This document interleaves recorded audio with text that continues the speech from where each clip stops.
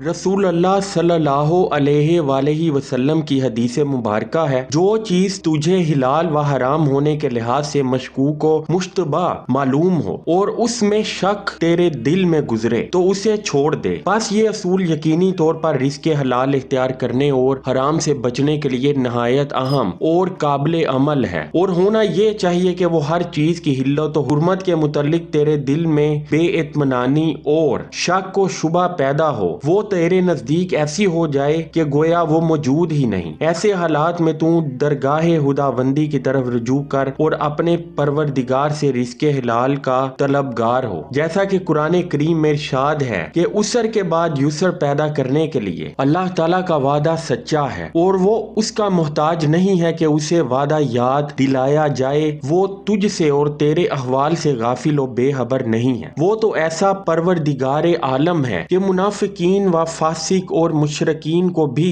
رزق عطا فرماتا ہے۔ پھر اے مومن و موحد، اے اس کی عبادت و عبودیت اختیار کرنے والے، وہ تجھے کس طرح فراموش کر سکتا ہے؟ اور مذکورہ حدیث کے معنی یہ ہے کہ مخلوقات کے صدقات و عطیات کی خواہش نہ رکھ اور نہ ان سے خوف زدہ ہو، کیونکہ یہ بھی شرک ہے، اور شرک سے زیادہ مکروہ و مشتبہ چیز اور کیا ہوگی۔ اللہ کے فضل و کرم پر بھروسہ رکھ اور اس کا عطا کردہ رزق تجھے پہنچنا یقینی ہے۔ بس چاہیے کہ تیری طلب و توجہ کا مرکز ایک ہو، تیرا مطلوب ایک ہو اور تیرے دینے والا ایک ہو، اور وہ تیرا وہی خالق پروردگار ہے جس کے دست قدرت میں بادشاہوں کی پیشانیاں ہیں، جس کے قبضے میں تمام مخلوق کے اجسام اور قلوب ہیں۔ مخلوق کے پاس جو کچھ بھی ہے اسی کا ہے، اور تجھے رزق دینے میں لوگوں کے عطیات بھی اسی کے اذن و حکم اور تحریک سے ہیں۔ اللہ تعالیٰ نے اپنے کلام مقدس میں فرمایا ہے، اللہ سے اس کے فضل و کرم کو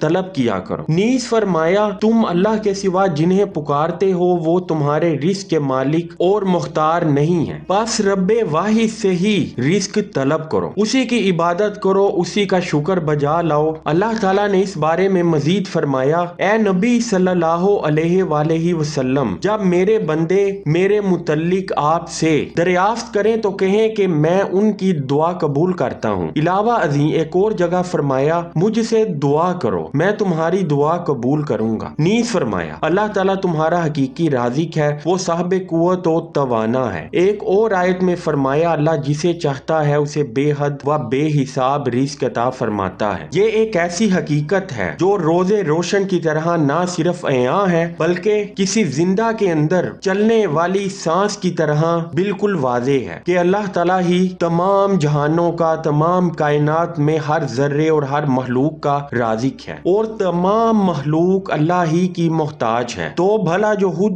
محتاج ہے اس مخلوق کے پاس رزق و حاجت مندی کا سوال کرنا بالکل بے فائدہ ہوگا، بلکہ مخلوق سے سوال کرنا اللہ کی ناراضگی کا سبب ہوگا۔ تو ہر حال میں رزق، رحمت اور فضل کے لیے اللہ پر یقین کامل رکھیں اور صبر کریں، بے شک وہی مالک حق و حق کار، رزق عطا کرنے والا، آسانی پیدا فرمانے والا اور بے حد و بے حساب رزق عطا فرمانے والا ہے۔ والحمدللہ رب العالمین۔